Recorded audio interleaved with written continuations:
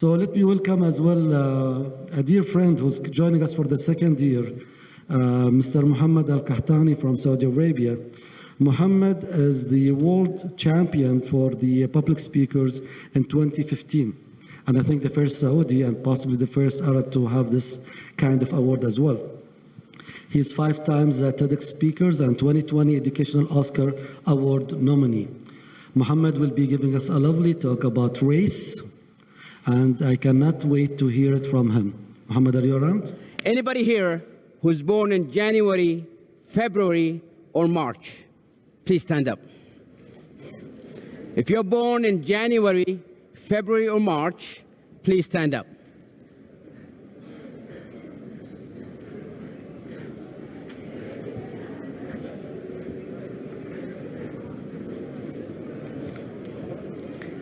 For those of you who I just called out, please put your hands like this. Yeah, just, no, don't clap, just, just hold them like this.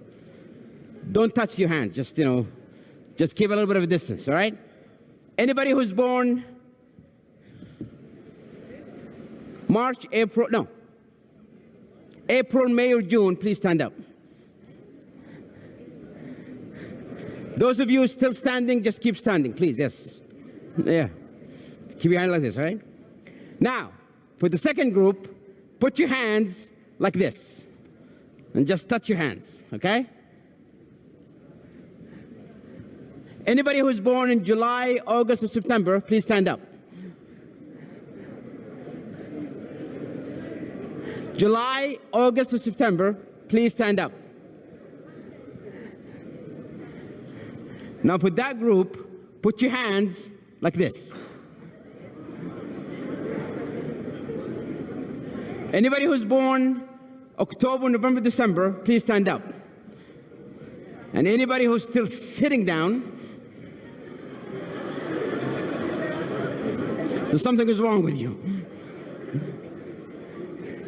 The last group, put your hands like this. Now, please, nobody moves.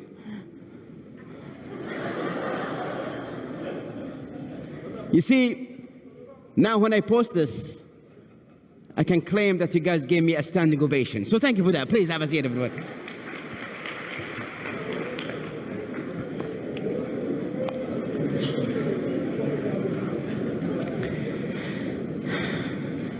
Let me ask you this question. What is success for you? How do you know that you made it? How do you know when that day you wake up and said, yep, I actually achieved what I wanted to achieve? What is the measure? The problem, ladies and gentlemen, is a lot of people, they don't have a measure. I once spoke in London a few years ago, and it was a college graduation, like an engineering college graduation. And I asked the audience, where do you see yourself in 5 or 10 years? And the first student stood up and he said, I want to be a successful engineer. All right, how about you, sir? I want to be a successful engineer. All right, what about you, ma'am? I want to be a successful. What does successful engineer even means? There is no measure. However, sometimes we might have the wrong measure for success.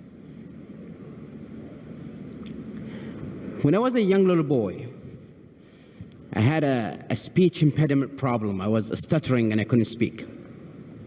And thus I was very shy and awkward and isolated, and I spent most of my time reading. And because I spent most of my time reading, I was always the top student in the class. Always number 1. First grade, second grade, third grade, fourth grade, every grade that I go to, Mohammed Qahtani's name is always first in the class. And I got used to it. When it came high school, I moved to a new high school in the south side of Saudi Arabia, in a town called Abha. So I went to a new high school, and in this high school, I met my enemy. Ladies and gentlemen, have you ever wanted to kill someone? Did you ever wanted to kill someone? His name is Turkey. Just like the bird, his name is Turkey. Let me tell you a little bit about Turkey. Turkey was the most popular kid in school. Everybody knew him. Everybody loved to hang out with him. He was in the theater group. He was in the soccer group. He was in every other group. Me, on the other hand, I was a shy, quiet, closed-off person who sat in the back of the class. The kind of student that you would look at and think, yep, he's going to grow up to be a serial killer one day. That was me. Turkey was a handsome young boy. Me, on the other hand, well, you can see for yourself. But it all came crashing down after the first midterm. The principal walked into the class and hung the list on the wall of the class with the top 10 students in the class. And when I looked at the list, Turkey was first, and I was second. For the first time in my life, I came in second. Ooh, I hated him. I really wanted to kill him. Why does this guy get everything and I get nothing? You know what? The race is on. I need to prove that I'm better than him somehow. And for the next month, I studied extra hard. I did extracurricular stuff. I was mushing up to all the teachers, and at the end of the second midterms, the list on the wall again. And Turkey's first, and I'm second. You know what really bothered me though? He didn't even study. Have you ever had that student in your class? Doesn't open any book and just walks in and boom, he gets full grades? That was him. 3 years of high school. Turkey's always first, and I came always second.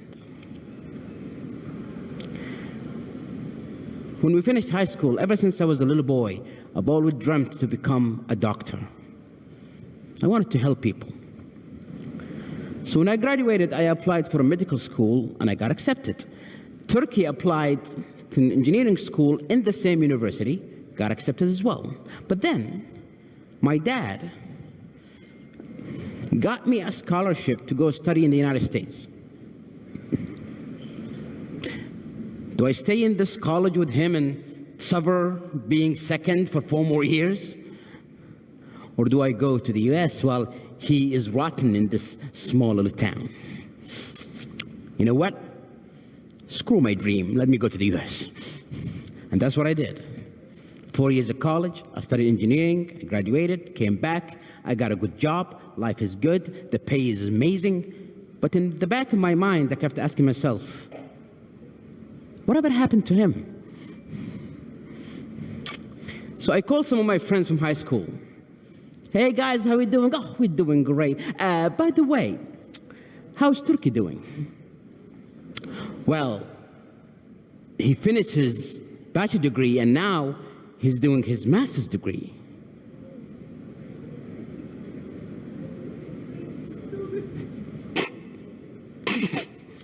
Master's degree, you say? Why does he get a master's degree and I don't? I walked to my boss's office, I tried to get some time off to do a master's degree, and he said, dude, you just got here, just, work for a few years first. I cannot let this guy win. I need to prove myself some other way. I worked so hard in my job, I got promoted before everybody else. I bought my first house when I was only 28. I bet Turkey doesn't have a house. I got a brand new car, life is good. But I need to see, how is he doing? I called my friends again. Yo, guys, how we doing? We're doing great. By the way, how is Turkey doing? Well, he finished his master's degree, and now he's doing his PhD.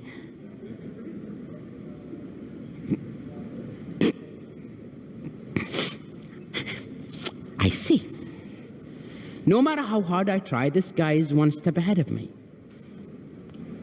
Life goes by.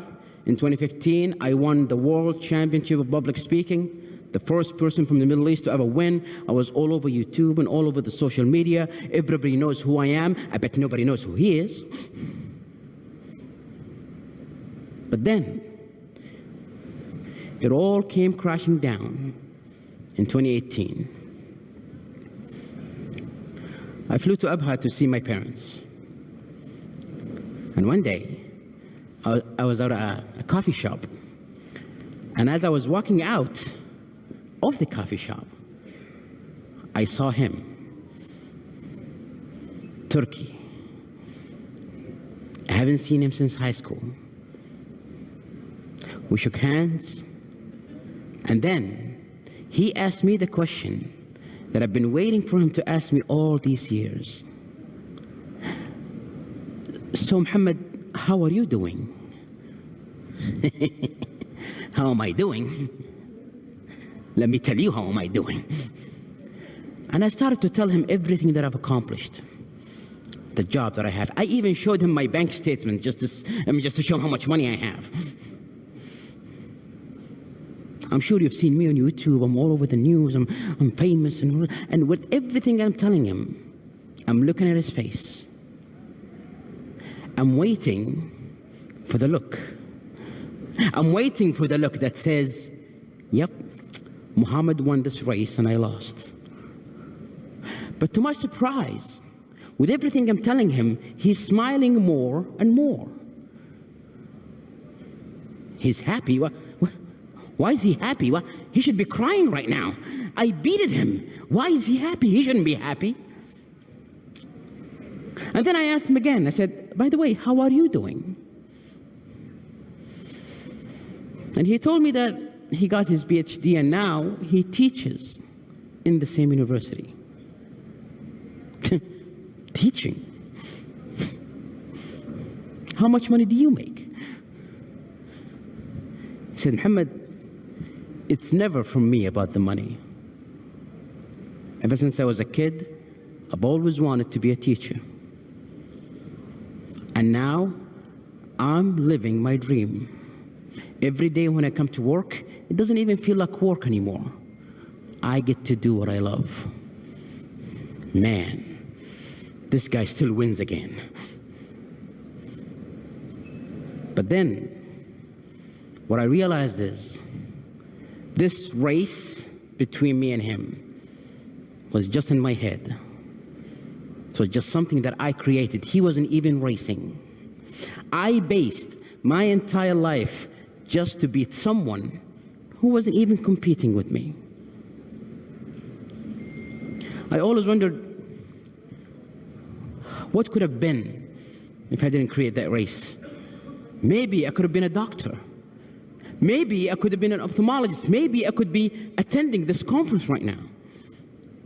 Instead of looking at videos of eye surgery and go, I could be one of you guys. I'm not complaining, life is good, but I always wonder of all these years that I wasted just to prove a point. Just that I'm better than somebody else. My fellow audience, competition is healthy. It always keeps you on your toes. However, your success is not based on somebody else. When you base your success on somebody else, you will do whatever you can just to sabotage and just to ruin someone else's life just so you can feel good about yourself. If you base your success on someone else, you might be the best, and then you stop trying. You stop doing anything because there is nobody that I can compete with. Have yourself a goal. Ask yourself right now, what do you want in life? Set a goal regardless of what anybody else is doing. Somebody else achieved something high, congratulations, we tap you in the back, good job. But you know what? I want something else. I don't value myself just based on how somebody else is doing. It's very dangerous when your only measure of success is, am I better than him or am I better than her? Because guess what? There will always be someone who's better than you at something.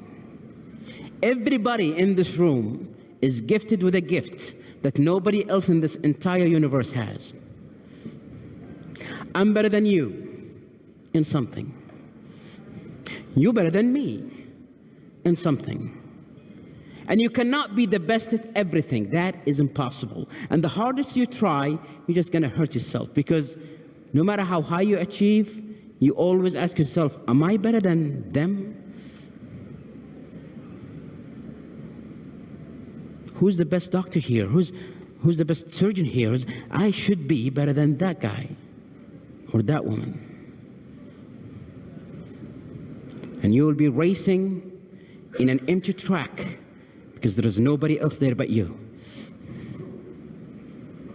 My fellow audience, the only race in your life, the only race that you are in is the race with yourself. Thank you so much for listening.